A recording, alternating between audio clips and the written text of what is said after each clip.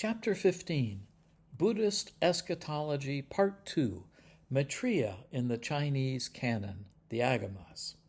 Written and produced by Thomas Tai Seal, copyright Thomas Tai Seal, unless otherwise noted. Recall that in Pali, the Buddha's basket of discourses, the Sutta Pitaka, are grouped into collections called nikayas. In Chinese, these collections are called agamas, and Maitreya is called Maitreya. So I'll use that designation in this section of the chapter. Here are the nikayas and their agama counterparts. You can see that their names are fairly similar, so I'll scroll through them quickly. The nikayas and agamas both refer to the oldest suttas in the Buddhist canon. The nikayas and agamas vary in content. Some suttas are only found in one, and the wording across scriptures can also vary. There are also many suttas beyond the agamas in the Chinese canon, many of which reference Maitreya, some of which we'll discuss in Part 3 of this chapter. The Chinese collection is often referenced by Taisho number, a T followed by a volume, page, register, and line number. Tibetan Buddhist scripture has a different categorization system using the Tohoku catalog or Tohu catalog, briefly mentioned in the previous chapter. While I won't read this table's contents, this table lists the specific Theravada references regarding the coming Buddha, which we've already reviewed, and the corresponding scripture in the Chinese Mahayana Agamas. In this part of Chapter 15, I'll focus mostly on elaborations and new material. Recall from the last chapter that in the minor collection, the Khuddaka Nikaya of the Pali Nikamas, in the Parayana Vaga, there were two disciples of an ascetic named Bhavari who became followers of Gotama, Ajita and Maitreya. These two characters revisit us in a very important way in the Chinese middle-length discourse, MA 66. In this middle-length sutta, Gotama again described a future time when there will be many cities and people will live 80,000 years. These lands, he said, will be ruled by a righteous, wheel-turning king named Sankha, who has attained spiritual liberation. Recall that Sankha means conch shell, and that conch shells were used to call people together. When hearing Gotama speak of this wonderful land, a monk named Ajita, whose name means unconquered, and whom you briefly met in part 1 of this chapter, announced to the Buddha that he wanted to become this future king, who is like a conch shell. Ajita is the central figure in this painting shown here. The Buddha then rebuked Ajita for wanting to delay liberation until the future, but nevertheless he informed Ajita that in the future he will indeed become the righteous, wheel-turning, conch-shell-sounding king. Thus, Ajita will in the future become Sankha, the conch-shell-blowing king. Gotama then resumed his discussion, explaining that the Buddha's spiritual successor, Maitreya, will appear under this future liberated king, Ajita, that is, Sankha, in the future. At this point, a monk named Maitreya exclaimed that he wanted to become this future Buddha with the same name. Gotama was highly pleased at hearing this, and then gave his disciple Maitreya his golden-colored robe, a sign of future transferred authority. Recall from the long discourse, DN 26, that Maitreya will arise during the ministry of the conch-shell-blowing king, Sankha. Just after this, Mara, temptation, appeared and fantasized about being born as a handsome, fun-loving person under the rule of the conch-shell-blowing king. Gotama then corrected him explaining that one must live a holy life under these future rulers. Just after this, Mara, temptation, appeared and fantasized about being born as a handsome, fun-loving person under the rule of the conch-blowing king. Gotama then corrected him, explaining that one must live a holy life under these future rulers. Continuing the discourse on an explanation about the past, MA 66, as we've seen in the Pali Canon, Gotama proclaimed that Maitreya will be the future Tathagata, free from attachment and fully awakened, endowed with knowledge and conduct, a well-gone one, a knower of the world, an unsurpassable person, charioteer of the path of Dharma. Further, Gotama explained that Maitreya will achieve enlightenment on his own, teach a Dharma that reveals a holy life that is endowed with purity, and that, as we've seen, he will have a community of thousands of monks. Maitreya is well known in Buddhist lands. This picture is of Buddhists paying homage to the bodhisattva Maitreya, the future Buddha, in Ba Dinh Mountain, Tay Ninh, in Vietnam in 2024.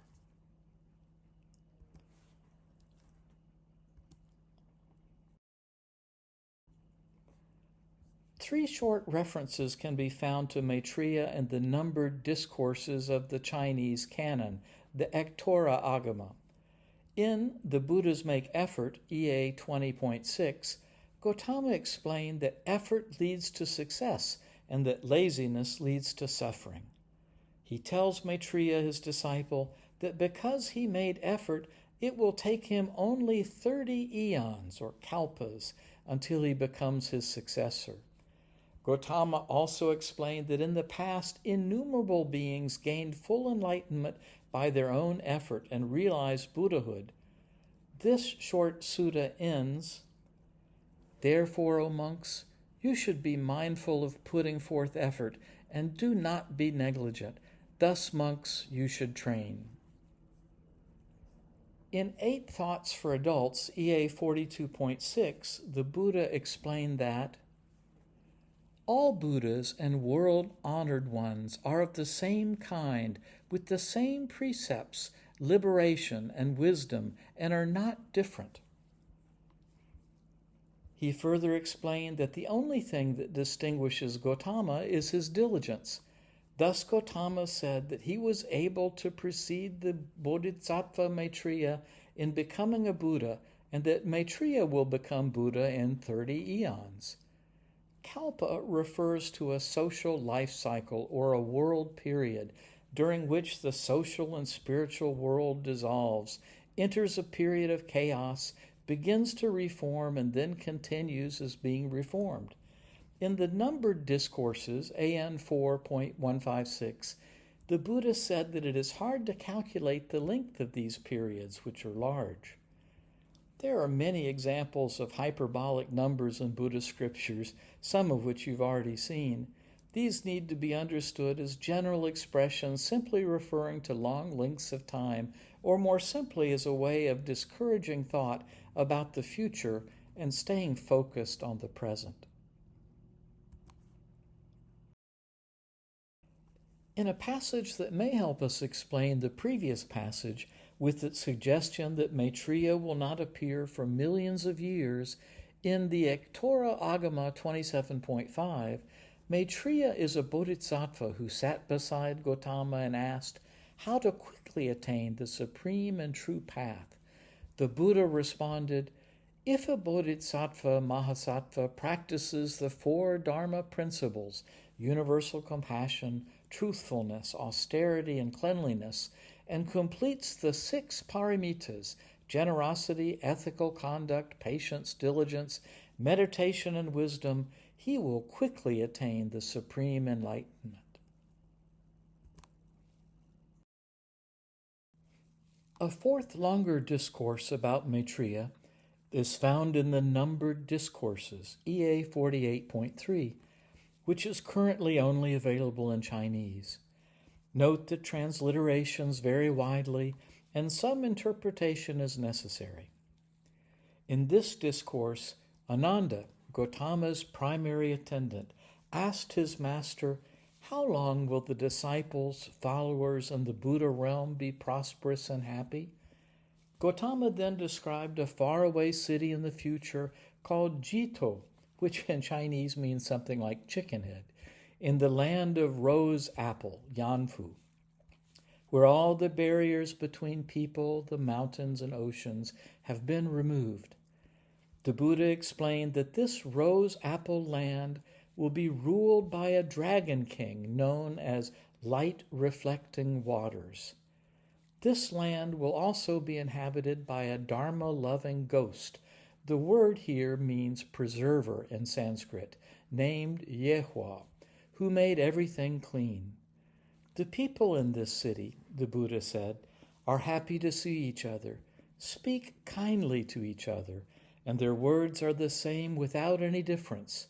There, a person is simply called a person without any difference. Curiously, in a prescient description of a modern toilet, the Buddha exclaimed, "At that time when men and women wanted to urinate or defecate, the ground would naturally open up, and after they were done, the ground would close again."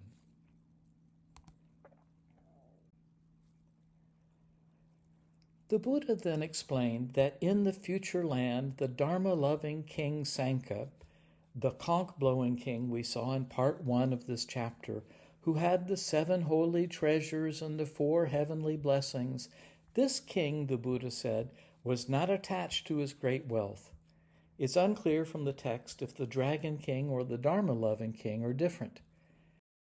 That king, we're not sure which one, the Buddha said, had a minister named Practice Brahma, whose beautiful wife would give birth to Maitreya, who would have 32 marks of perfection. Scholars think that the idea that great men had certain physical characteristics has pre-Buddhist origins, and that these were adopted by Buddhist artists and woven into Buddhist scripture. Some of the strange signs, for example, webbed feet and hands, seem to refer to a sculptor's practice of making hands and feet webbed to protect the delicate fingers and toes from breaking. Others may be anecdotes about the appearance of Gotama that were transferred to Maitreya. Others seem purely mythical. Here are the marks found in the Discourse of the Marks, DN 30 and also MN 91. Feet evenly on the floor, soles of feet imprinted with wheels, projecting heels, long fingers and toes, soft and tender hands and feet, webbed hands and feet, arched feet, legs like an antelope, hands reaching down to knees, male organ covered with a sheath, golden sheen, soft skin, each skin hair growing from a single pore, skin hair furly, and blue-black turning at the end to the right, straight limbs, 7 convex surfaces on his body, torso like a lion, no furrow between his shoulders, body perfectly proportioned, neck and shoulders evenly proportioned, sensitive taste, jaws like a lion's, 40 teeth, even teeth, no gaps in teeth, white and shining teeth, a long tongue, a divine voice, blue eyes, eyelashes like an ox, soft white hair between his eyebrows, head shaped like a turban with protuberance at the crown of the Buddha called Ushnisha, a circular dot between the eyebrows, distended earlobes.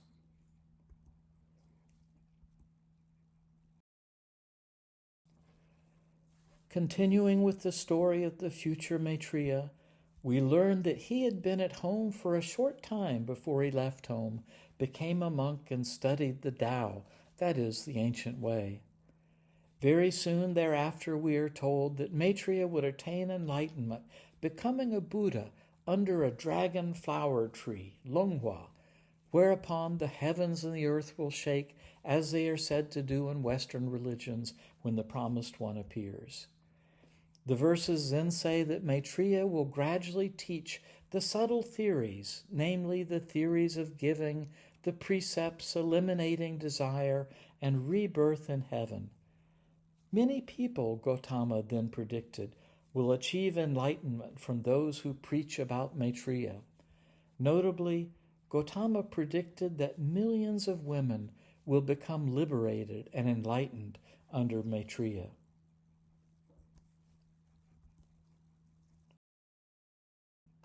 Shown here is the temple in Shanghai, named after the Longhua tree under which Maitreya achieves enlightenment.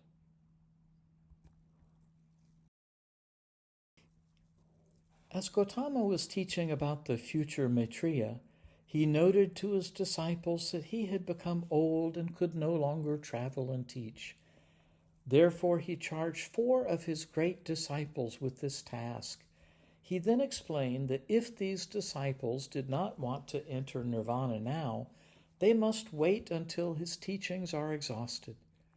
Turning to Kassapa, or Kassapa in Sanskrit, one of the 4, he then tells Kassapa that he should not enter nirvana either, but Maitreya should appear in the world. Kassapa, however, was not just a disciple. This is the name of the Buddha which immediately preceded Gotama, and as the next verses indicate, it appears that Kassapa will reappear as a Buddha again during the time of Maitreya.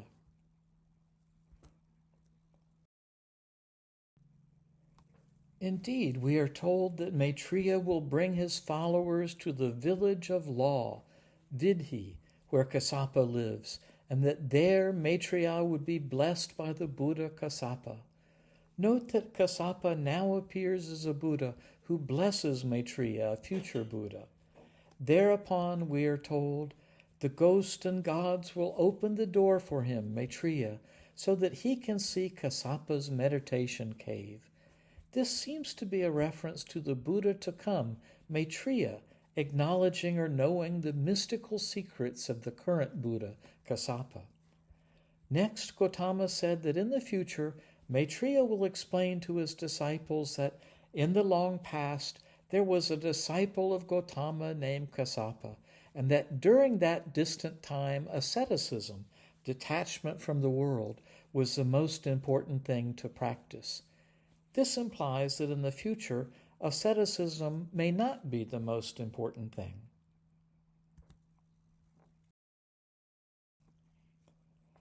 Continuing, Gotama then revealed that in the future there will be, quote, some living beings who saw Kassapa's body.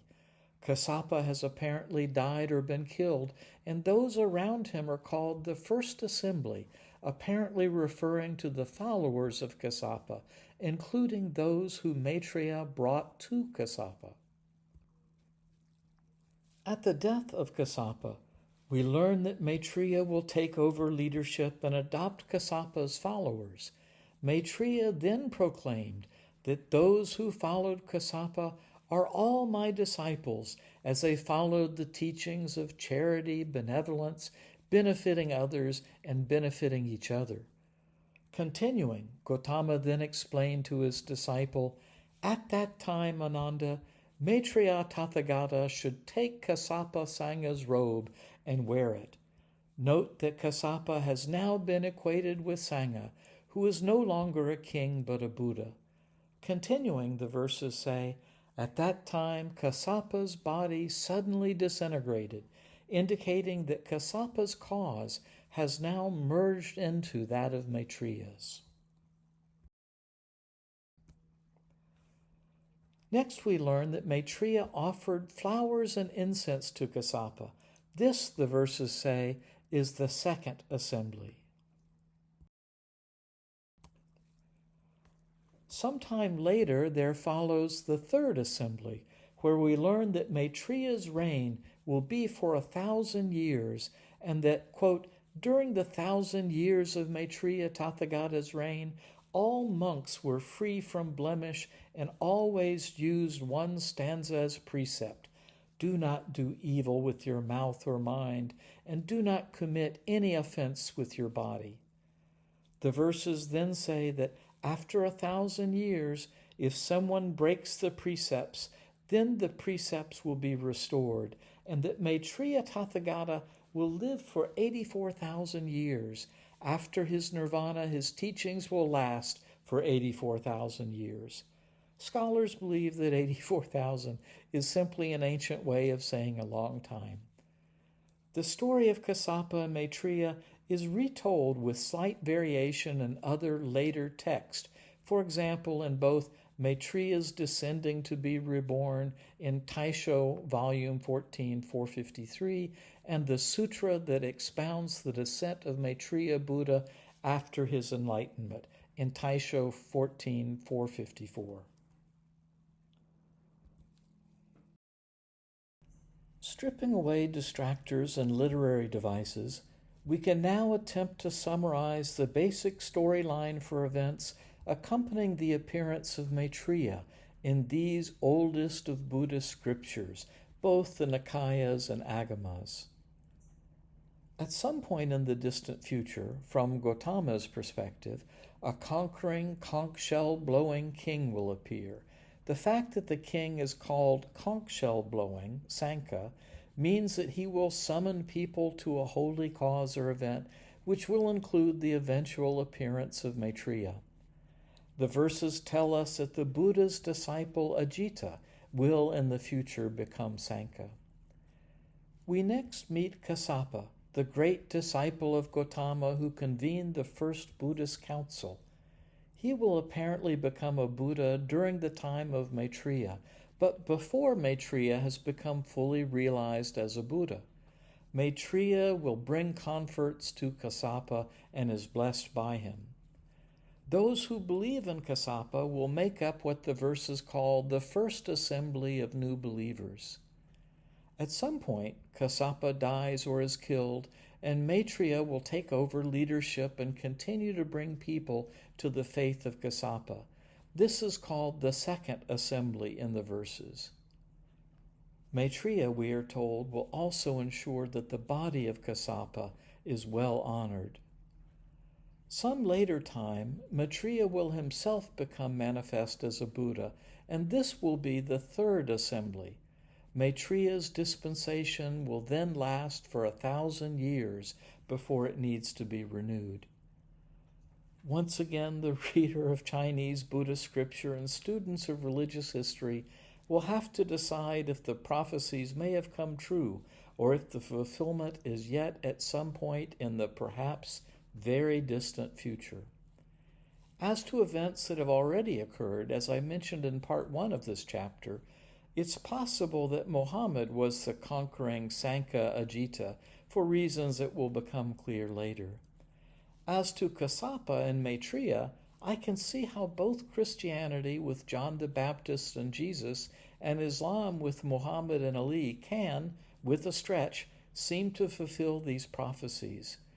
But of all the religions that have occurred since the time of the Buddha, the Baha'is seem to have the strongest claim, with the advent of two manifestations of God in rapid succession, the Bab and Baha'u'llah. These considerations, however, lie far ahead of us. But before we continue down the road of history, we must look at references to Maitreya that can be found beyond the oldest Buddhist scriptures, the Nikayas and the agamas.